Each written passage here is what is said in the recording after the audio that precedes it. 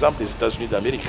Si vous êtes américain venu d'autre part et on vous a donné la nationalité américaine, vous n'êtes pas éligible pour être candidat à la présidence. C'est comme ça que Henry Kissinger, ou bien Madeleine Albright, ou bien Arnold Schwarzenegger, qui étaient venus donc des pays étrangers, ont adopté la nationalité américaine et sont des gens brillants.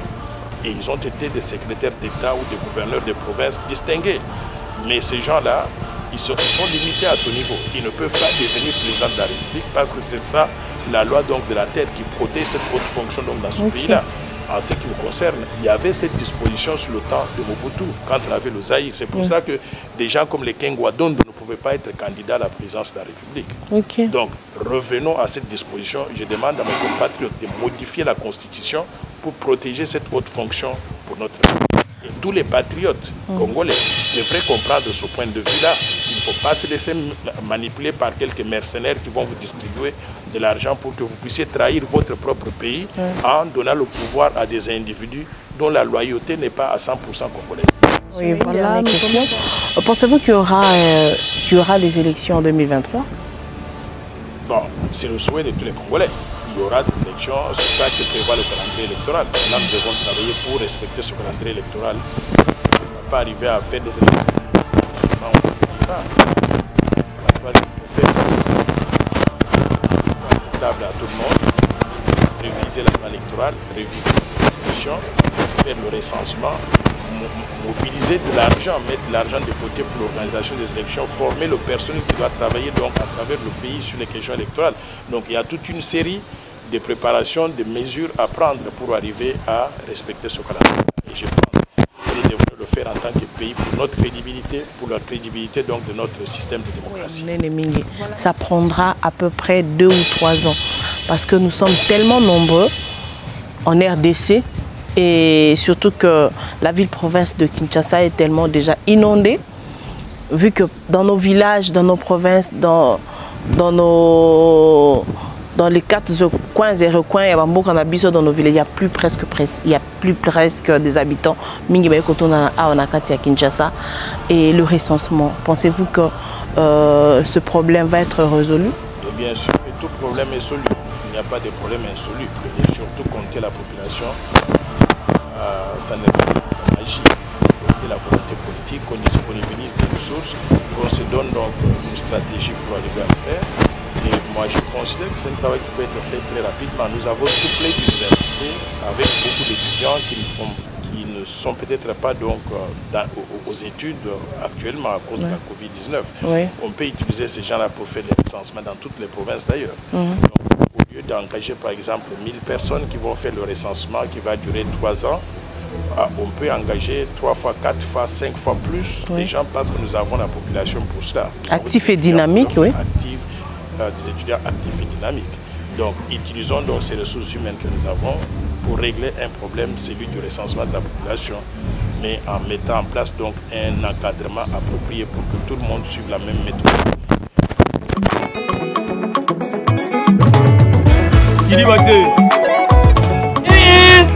Bonne Afrique, bonne Europe, bonne Amérique, bonne Asie, bonne Océanie. Bisognoso, tous s'abonner massivement à Cité Zaïre News TV. Cité Zaïre News TV, bah gag, bah télé-réalité, bah mission, ni à comédie, culture à Congo. S'abonner massivement à Cité Zaïre News TV. Ouais, bana Congo, bana Kinshasa, bah le tous s'abonner à la meilleure chaîne. Comment on a Cité Zaïre News TV. Nga vu de loin na s'abonner et bongo yo s'abonner massivement na Cité Zaïre News TV. Ayuna Cité Zaïre News TV. Bon s'abonner, ba film bien zali, ba théâtre bien, ba information bien, ba bolinga ba journal les ali, bolinga ba imo, news zali wapi Cité Zaïre News TV. Yabiso bana mboka yo bongo nanga yo bongo ya pas na dire boya bongo Cité Zaïre News TV boya bongo Barubi mutu qui mettait Montoya Japete. Pour la cité Jaï News TV. Répétez. Non, répétez, non, il dit aux autres, maintenant, répétez, non, répétez. Non, mais bien cité Jaï News TV. Et là, ni. Et j'ai cité Internet. Shit. Shit était shit. Shit. Na kizengte so bazo balon denga ozo mema on ndenga bisi Natali kizengte ozali banga dadi cité Zaïre News TV ezali nini iza chaîne Rusu ezali chaîne Rusu cité Zaïre News TV ezali cité Zaïre News TV ezali yana ezali ya Yves Cristiano Nakatala ezali cité Zaïre News TV ezali ya Yves Cristiano Nakatala. Nagayi tsabandiku nayiba kite nayibi eyi nini ozaluka oyiba ke papa dienzi na papa mofokele bakumi wapi mais esi oyiki pasi tuzali na cité Zaïre News TV ya Yves Cristiano Nakatala. Tala siko bilo bolinga kutala kombo shani kombo le ikombo akola shani kombo le Nakatala awa nde bukutala bagana baptiat odingo tala bemission odingo tala sport pokuma sportif odingo tala politique pokuma politique soki pe olingo tala biso bat tala neti muto Taille le basadi. Musique Liboso. On travaillera nos forts, on travaillera bien. Qui dit batté?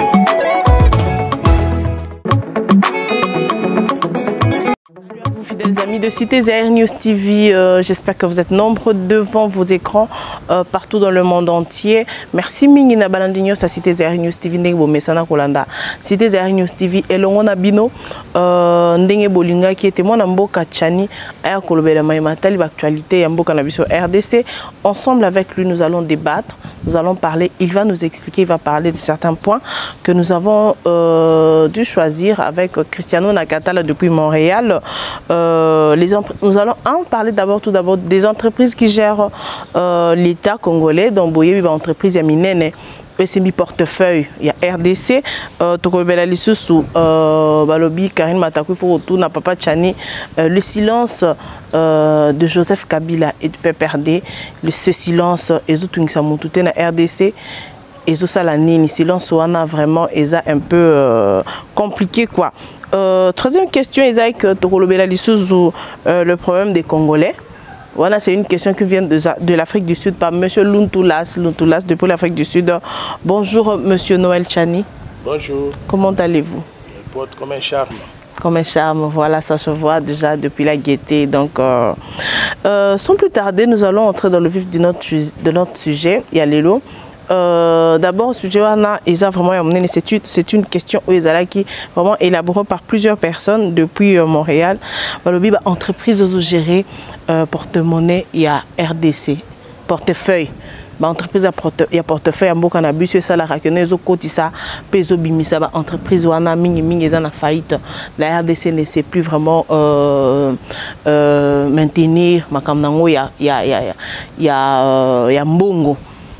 La banque kuna centrale réserve et ça vraiment les sous-soutés pour aider mon compte Mboka et tout ça là bamisala et longo ba na kati Mboka.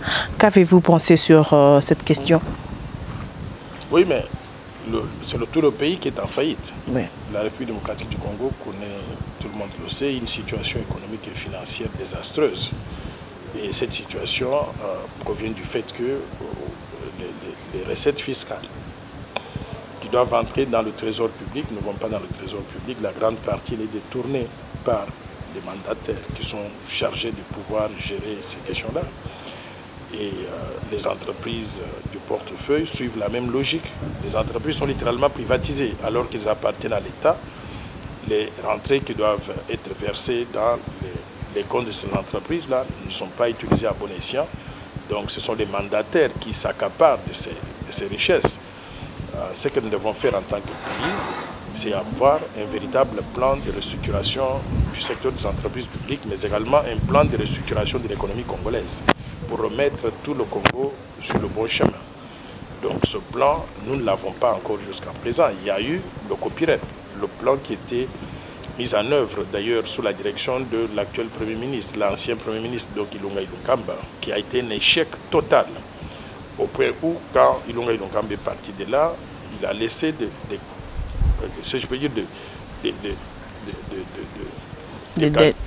non, il a laissé on appelle ça canal boiteux, c'est ça. Oui. La MIBA en faillite, la SONAS en faillite, le CPT, l'ancien, on entra en faillite, la SNCC où il est parti lui-même en faillite. Toutes les entreprises publiques sont en faillite, littéralement. Donc, il nous faut avoir une autre vision, une autre stratégie. Moi, je n'ai aucune tolérance à l'égard des mandataires de l'État qui mettent leurs mains dans les caisses de l'État. Je n'ai aucune tolérance. Et à la place, je conseillerais au président de la République d'être rigoureux. Aujourd'hui, nous apprenons que ces entreprises-là n'ont rien dedans et que les mandataires ne font pas un effort pour arriver donc à les restructurer. Donc, il faut changer de mandataires. Il faut que les nouveaux mandataires présentent des plans de restructuration qui soient approuvés par des conseils d'administration ou même par les gouvernements et qui se fassent assister par des consultants spécialisés pour qu'on puisse remettre ce secteur-là sur le bon chemin. Sinon, si ça continue comme ça, un jour on va se réveiller, il n'y a plus d'électricité, il n'y a plus d'eau parce que la régie des eaux et la SNEL, qui sont des entreprises publiques, sont totalement en faillite aujourd'hui. On va se réveiller, il n'y a rien qui entre donc dans les caisses de la SONAS ou dans les caisses d'autres entreprises publiques telles que je les ai mentionnées. Donc, je demande que les autorités publiques aient un véritable plan après avoir mis en place de nouvelles équipes pour la gestion de ces entreprises-là. Ça, c'est déjà un message lancé auprès du président de la République, Félix Antoine Tshisekedi Tshilombo, qui doit changer, vous appelez à ce qu'il doit changer tout le monde, parce que les entreprises sont là, il n'y a que des mauvais, il y a eu une mauvaise gestion des entreprises. Oui, vous avez mentionné tout à l'heure là, la Banque centrale qui n'a plus de réserves. Oui. C'est tout à fait vrai. Les réserves de la Banque centrale du Congo aujourd'hui représentent environ 500 millions de dollars, entre 500 et 600 millions de dollars. Pour que les gens comprennent très bien, prenez 600 millions de dollars et divisez par 100 millions nous sommes 105 millions d'habitants. Prenez 600 millions de dollars divisé par 100 millions d'habitants, ça veut dire qu'à chacun de nous, nous avons 6 dollars. Franchement. Ça veut dire que si on prenait 6 dollars, on remet pour distribuer les réserves là, à chacun de nous. Qu'est-ce qu'on peut faire avec 6 dollars?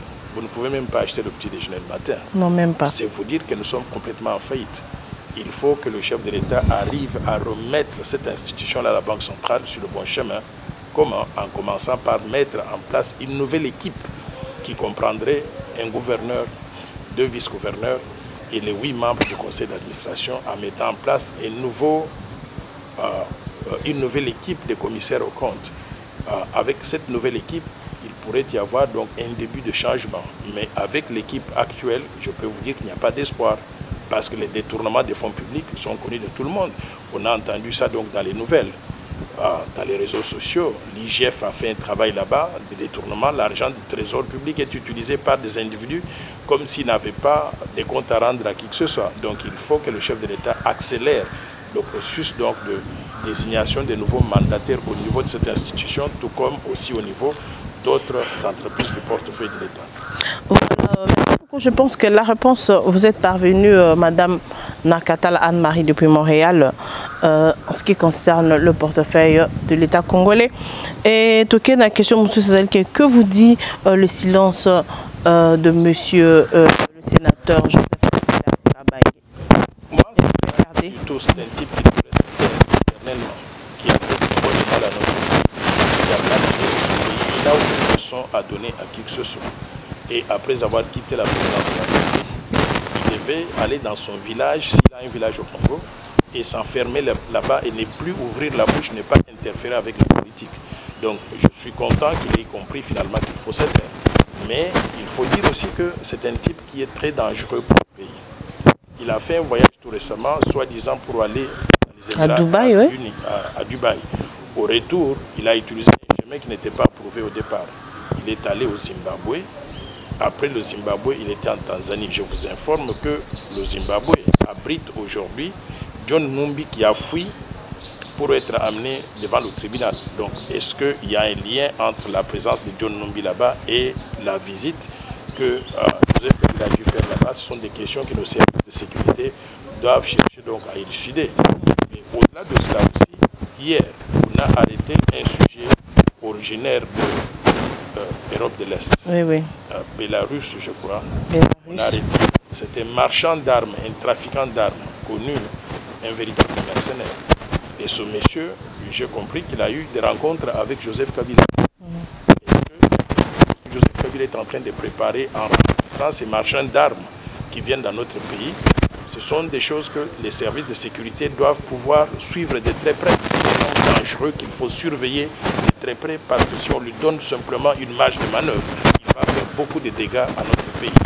Il a toujours fait des dégâts et si on ne le contrôle pas, on ne le surveille pas, on ne limite pas sa liberté de mouvement, il va faire des dégâts à notre pays. Et parlons du FCC, eux ils sont un peu majoritaires. Ils gèrent presque pratiquement plusieurs domaines ici en RDC. Ça ne sonne pas mauvais. Et puis, majoritaires, je ne sais pas où est-ce qu'ils sont majoritaires. Ils sont en débandade. Le FCC a prétendu avoir la majorité au niveau de l'Assemblée nationale. Il a prétendu avoir la majorité au niveau du Sénat. Cette majorité s'est effritée, donc ils ne sont plus majoritaires aujourd'hui. Dans les assemblées provinciales, partout où on essaye de voir les députés provinciaux pour se prononcer, ils passent tous donc à la majorité, à l'Union sacrée. Donc le FCC n'est plus du tout majoritaire. Ce sont des gens qui ont mal géré le pays et qui devraient être mis en dehors des institutions de la République, mais pour l'instant, donc, c'est un processus qui est en cours. Je suis content que certains des ténors de ce groupe-là, les Kalev Moutonde, les John Numbi sont en fuite aujourd'hui et je pense que le processus va se poursuivre. Donc au fur et à mesure qu'on avance, ils vont se dévoiler et on va les amener devant la barre et j'espère qu'on va les neutraliser. Voilà, nous passons, nous n'allons pas nous éterniser sur cette histoire. Il y a un propos tenu par un monsieur Luntoulas depuis l'Afrique du Sud, dit que le problème des Congolais n'est pas seulement celui des médiocres ou des collabos. Le problème congolais est surtout celui des Congolais qui croient être conscients de la situation macabre. C'est ça. Je ne sais pas si notre problème, on a toujours le problème pour lui-même, étant donné que nous ne faisons pas ce qui doit être fait pour le développement de notre pays. Alors, c'est pour ça que nous parlons qu'il faut un changement de mentalité. Une mentalité négative, rétrograde, une mentalité qui consiste à se faire manipuler par des étrangers comme sur son propre pays, ou des mentalités qui consistent à détourner les fonds publics, à faire la prédation des ressources naturelles en complicité avec des étrangers. Tout ça, ce sont des mentalités négatives. Et je souhaiterais qu'on puisse changer cela pour adopter des mentalités positives où tout le monde regarde dans la même direction pour développer la RDC au profit de tout le pays. Voilà, parlons du recensement.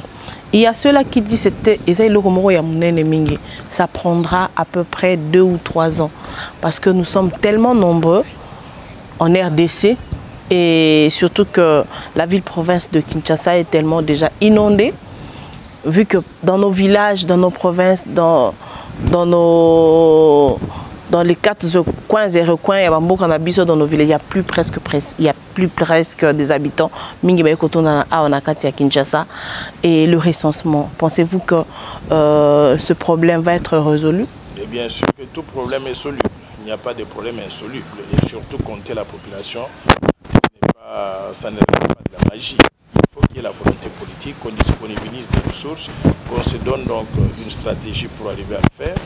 Et moi, je considère que c'est un travail qui peut être fait très rapidement. Nous avons tout plein d'universités avec beaucoup d'étudiants qui ne sont peut-être pas donc aux études actuellement à cause de la Covid-19.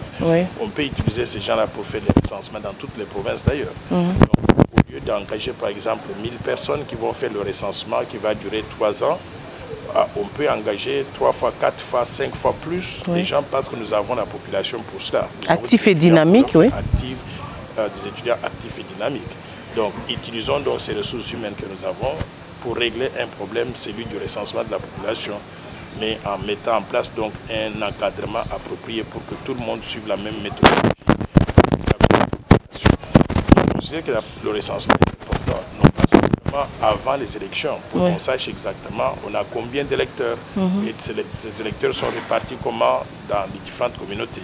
Mais on a aussi besoin du recensement du nombre de la population pour concevoir des politiques publiques. Je donne l'exemple des bus. On a importé 440 bus. Si on veut répartir ces bus-là entre la ville de Kinshasa et la ville de Mbujimaï, simplifions simplement ces deux-là pour que les gens comprennent très bien. Si Mbujimaï a 5 millions d'habitants et Kinshasa 15 millions d'habitants, donc il faut répartir 3 fois des bus à Kinshasa et 1 fois les bus à Mbujimaï. Donc c'est ça le ratio qui doit être utilisé. Mais on ne peut faire ce ratio-là, cette répartition équitable, que si on connaît avec précision la population de Mbujimaï et la population de Kinshasa.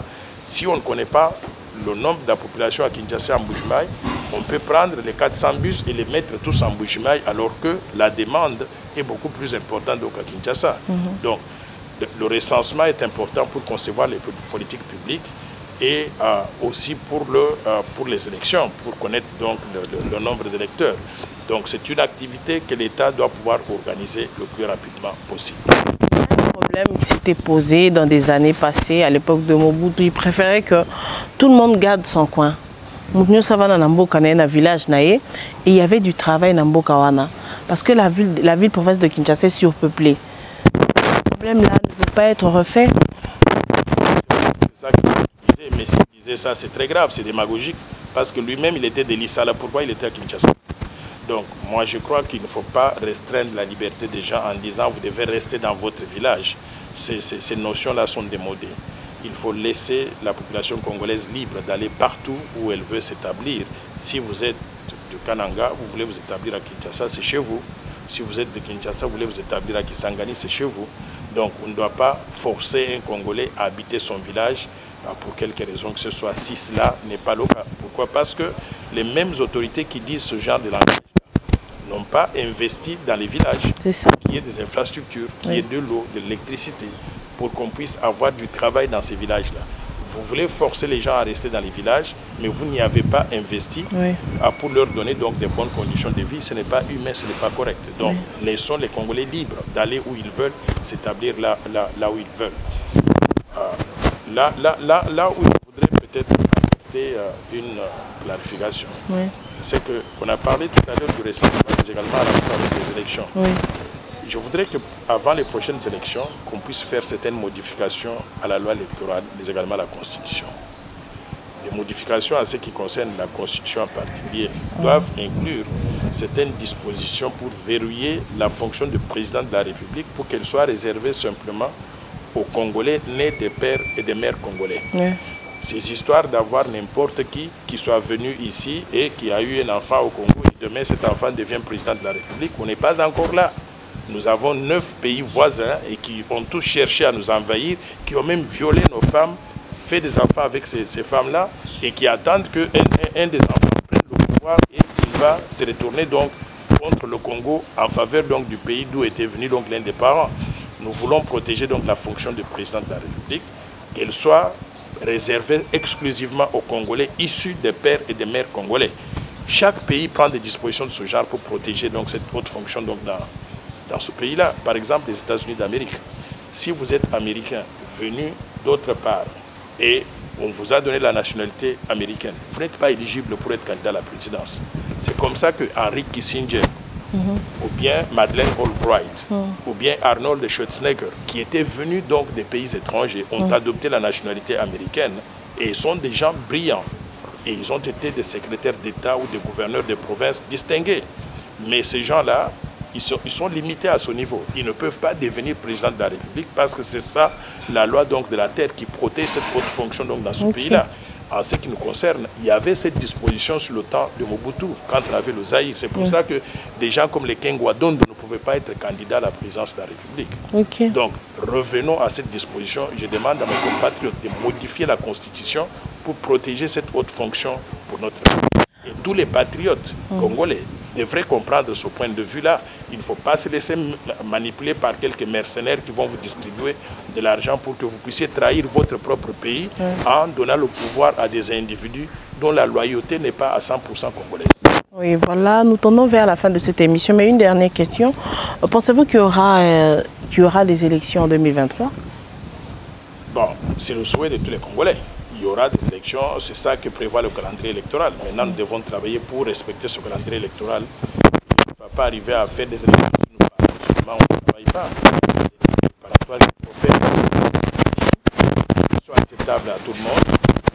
Réviser la loi électorale, réviser la Constitution, faire le recensement, mobiliser de l'argent, mettre de l'argent de côté pour l'organisation des élections, former le personnel qui doit travailler donc à travers le pays sur les questions électorales.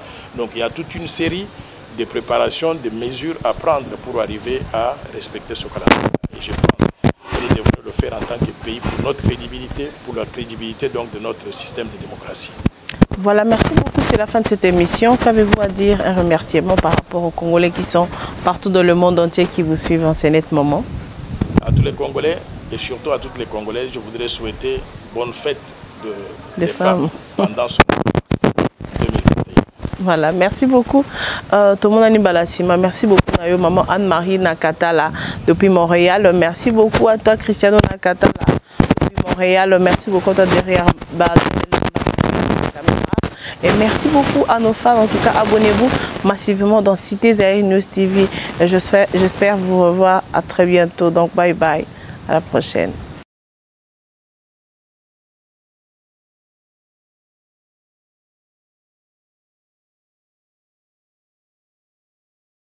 Limbo, personne maman Germaine Nzalimpia yoka mwana na yo ya bozalate Eric Kabe ya garçon crédible Ulo Jacques ya Mbutia Chamoni Potiramba na ye Animi Musalane Beba Dala Nivu Sarah Bwanga